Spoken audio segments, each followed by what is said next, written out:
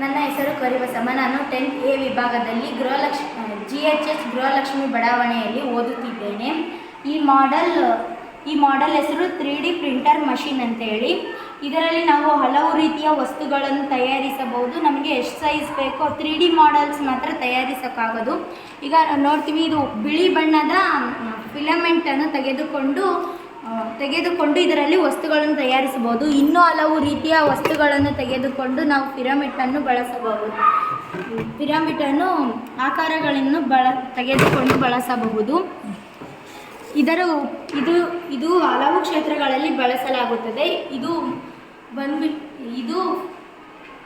ಇದು ವೈದ್ಯಕೀಯ ಸಾಧನಗಳು ಮತ್ತು ದಂತವೈದ್ಯರು ಇದನ್ನು ಕೃತಕ ಹಲ್ಲನ್ನು ತಯಾರಿಸಲು ಬಳಸುತ್ತಾರೆ.